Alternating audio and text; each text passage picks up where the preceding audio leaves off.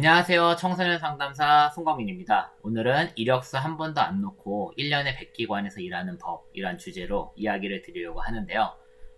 아시겠지만 이 영상은 오해하시면 안 되는 게 여러분들이 실제로 이렇게 할 수 있는 팁을 알려드리는 건 아니고 저의 실제적으로 지금 청소년 상담 분야에서 일하는 것에 대한 이야기를 드리는 거예요. 제 이야기입니다.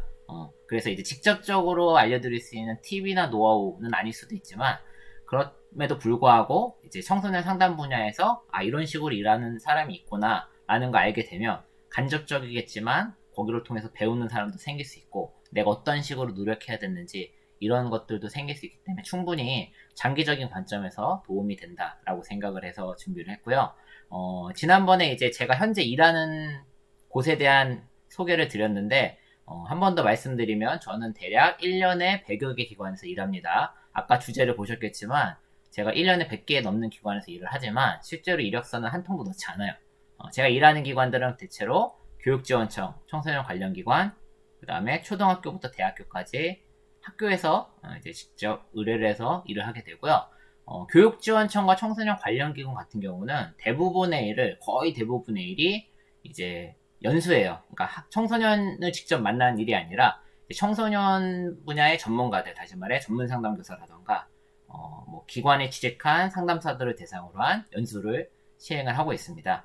보통 이제 전문 상담교사 대상 연수 같은 경우에는 한번 진행하게 되면 대략 50에서 100명, 뭐 항상 똑같진 않지만 좀 그래도 인원 규모가 이 정도로 모이게 되는데 아시겠지만 학교에는 전문 상담교사가 한 명씩밖에 없습니다. 다시 말해 이제 50여 명 이상의 전문 상담 교사가 모였다는 거는 이제 이 50개 넘는 학교에서 저를 알게 되는 거죠. 그죠?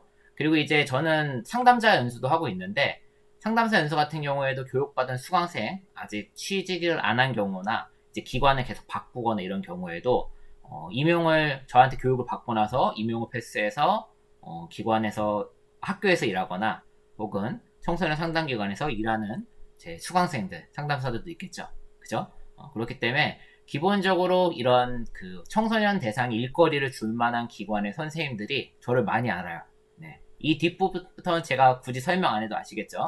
당연히 연수가 만족스러웠다면 당연히 이 기관의 선생님들이 이제 청소년 대상의 그 강사비가 책정됐을 때 저를 좀 쓰려고 하겠죠. 그죠? 그리고 막상 또 가서 제가 일을 하게 되면 담당자가 만족하게 되면 또 내년에도 섭외 오거나 몇 기관에 추천하거나 이런 일들도 생깁니다.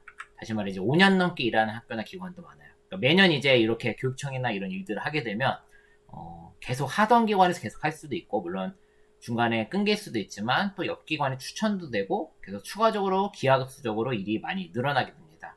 쉽게 말해서 몸이 하나라서 주어진 일을 다 못할 수준만큼 돼요. 보통 어느 정도냐면 제가 일을 하나 할 때 한 대여섯 개 일은 날린다고 보시면 돼요. 그 정도 일이 기하급수적으로 늘어납니다. 내가 정말로 아무것도 안 가리고 필터를 거르지 않고 모든 일을 다 받으면 너무 많을 만큼 그럴 때 결국 이게 어떻게 되냐면 강사비의 변화라는 게 생겨요. 아무래도 이제 어차피 모든 기관에서 일은 할 수 없고 어차피 일이란 건 큰 차이는 없거든요. A 학교에서 또래 상담을 진행하나 B 학교에서 또래 상담을 하나 똑같은 거잖아요. 그럼 이제 뭐 기왕이면 또 많은 돈을 주는 기관에서 하겠죠. 그러니까 기본적으로 좀 강사비가 좀 올라갈 수밖에 없겠고 아까도 말씀드렸지만 저는 어떤 강의를 하냐라고 하면 제 주영역이 또래 상담이긴 하지만 기본적으로 여러 가지 강의를 하고 있는데 결국 제가 강의하는 것에 현장에서 일하는 상담사들이나 전문 상담교사들 대상으로 하는 이런 연수에서는 청소년 집단 상담의 노하우 이거를 알려주는 강의를 굉장히 많이 합니다. 그러면 굉장히 잘하시니까 이런 노하우를 알려주는 강의도 하시겠네요 라고 질문하시겠죠. 네, 맞습니다. 저는 사실 22살 때부터 운 좋게 대학 시절에 집단 상담을 시작했어요. 이미 집단을 대학 시절 굉장히 어린 나이부터 시작했지만 또 굉장히 많이 하기도 했고 너무 재밌었어. 그러니까 이제 집단을 하면서 청소년 만나기 너무 재밌었고 하다가 잘 꼬이거나 안 되는 게 있으면 이게 왜 이러지 밤새 고민하면서 다시 준비해서 다시 다른 방법을 해보고 이런 것들을 계속 반복하다 보니까 당연히 이제 석사 졸업 전에 많은 경험이 생기고 이제 당연히 자연스럽게 청소년 집단을 잘하게 되죠.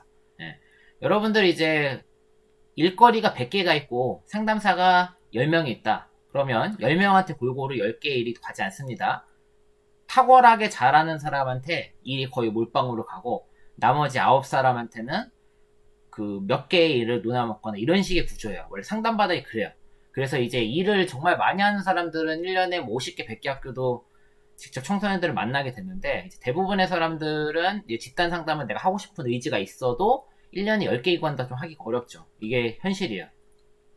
그러니까 이제 집단을 잘한다는 건 결국 더 많은 기회를 얻을 수 있게 돼요. 아무래도 담당자도 똑같은 돈 써서 진행해도 좋은 강사 쓰고 싶은 건 당연하니까, 그죠? 그리고 이제 이런 좋은 강사를 알았다라고 하면 놓치기 싫으니까 매년 일을 주려고 하겠죠. 계속 관계를 맺고, 그죠? 그러다 보니까 이제 이렇게 기회를 얻는다는 건 뭐예요? 또 경험, 할 수 있는 기회가 많고 여러 가지 뭔가 경험을 더 쌓게 되면 이제 노하우도 더 많이 생기게 되겠죠. 그러면 이제 이런 노하우를 배우고 싶은 사람들이 생겨납니다. 실제로 나도 배워서 이렇게 써먹고 싶다.